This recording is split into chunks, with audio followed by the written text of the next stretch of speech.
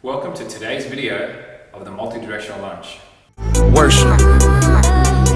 Oh my goddess. Yeah, she the hottest. That's plain and simple. I'll bring on out your Holy Spirit if I bless the temple. I slow it down, speed it up. Yeah, I switch the tempo. Just make sure when you bust it back, you pop it like a pimple. I know that's nasty. Ooh, you know I like it. Ooh, you so enticing. Ooh, I'm so excited. Your just look the bestest. Ooh, I wanna bite it. I can see it in your eyes. Don't deny it. I know you like it. I know you need that, and I'll supply it. Got that exclusive, and you should try it. The aura that I'm feeling, chilling, it does something to me. I'm shooting half-court shots, I miss it, just forget you knew me. You know I need that, I can't deny it, and I would worship before I try it.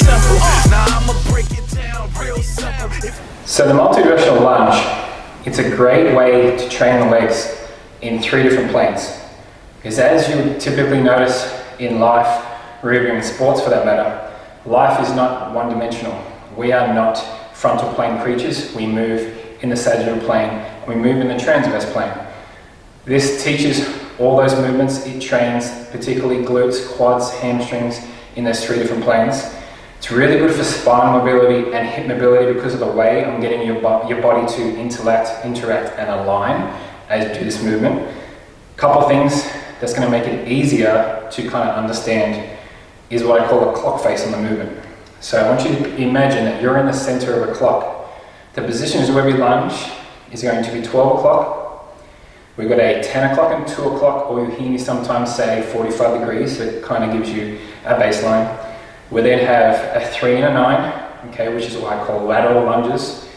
We then have a kind of 5 and a 7, which is what you'll hear me say 45 degree backwards.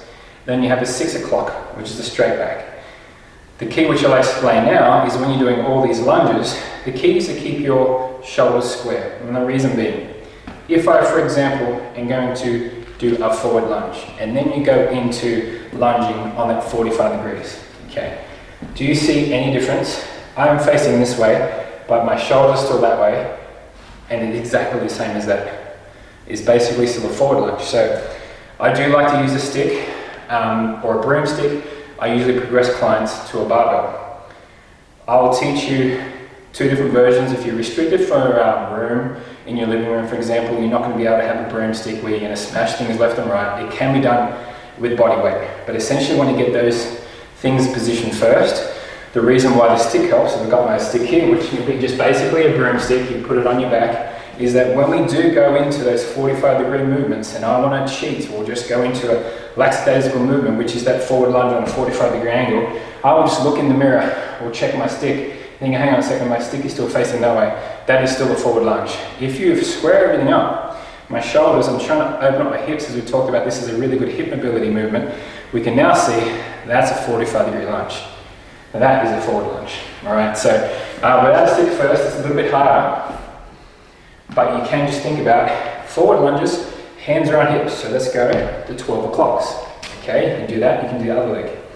Now, when you hit the 45s, the key is think about where your 10 and 2 o'clock are. Both toes are going to go there, so turn both toes. So we've got both toes facing on that 10 o'clock or 2 o'clock, however positioned you are. But can you either put your hands here? See how my shoulders are facing that way? I need to square them up. Initially, that opens up this hip a little bit. My foot wants to turn, but it's key to keep it still facing that way. Open up the hip. We then drop down into our lunge. We push back in one motion. Our feet are now square. We now alternate, hit the other 45, where if we can do it, I'd like to teach you one motion where I'm always square to the front. My hips are always square, but my toes have moved.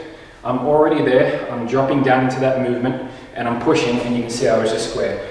First round, you might want to do this. You might want to go here, drop, square, drop down. That's not the proper movement though. The proper movement will be here, 45s.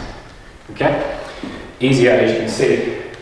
The stick on the back, I'm always thinking about horizontal plane with that stick alternating. It's a lot better because if I get lazy, I'll see this. Okay? Stick, broomstick's a lot better. Then you've got your lateral lunges. Lateral lunges. The key is step to the side, push your bum backwards. I want to try and line up this glute far enough that it's lined with this knee and this ankle. Okay, for our body weight, we might be counterbalancing out here and you push.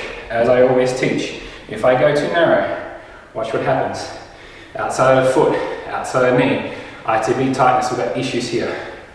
Impingements to the hips. If I go long enough, I can get that knee, that bum, that glute, that ankle, parallel shin, all aligned as I push back up. Okay, so your lateral lunges, look at this, you're in the middle.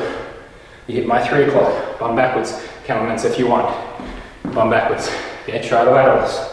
I always do alternating because in life, we alternate. That's how we walk. 45-degree backwards. Our 45-degree backwards, our 5 to 7 o'clock. Going to contradict what I just said on the front. The back foot's the only one that changes.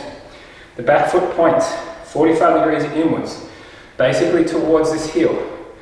All my weight is on the front leg. I come down, I come up, and I push all in one motion. Again, shoulders and hips are square. My back foot is turning. I'm here. It's opening up this glute, stretching out through the glute medius, coming down and pushing up. The other one, same thing. It turns in. It points, my shoulders and hips are square, and I push up. That last spot is straight back. Again, I find sometimes back lunges are hard to teach people. You can see you didn't hear a thud. You didn't hear a down like that. There's too much weight on the back leg. I've actually seen someone hurt himself by going straight into a body weight lunge, too much weight in the back, tear through this psoas. You're gonna make sure, it's like a balancing act. 80% of the weight on this front leg as I go into my 45s. All that weight on that front as I push. Again, balancing act. All that weight as on the front as I push. That way is a great posterior chain exercise. It's working all through that glute hamstring tying towards that low back and the core for a posterior chain lunge. Everything backwards. So let's run through once at each spot with a sticker with your body weight.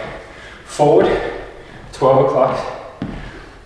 Alternating 45s, 10 o'clock and 2 o'clock. You got your lateral lunges, bum backwards, your 3s, and your 9s, and you got your 5 and your 7, where it's just the back foot turning, just the back foot turning in, and then the straight back, and then the straight back. Like I said, we always alternate.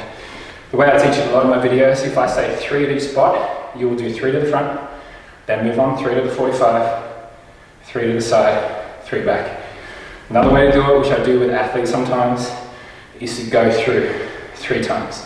Good for cardio conditioning, because in sports, you don't know which way you're going to go. You're not going to go forward 3 times and all of a sudden you're going to go side. So, I hope that makes sense.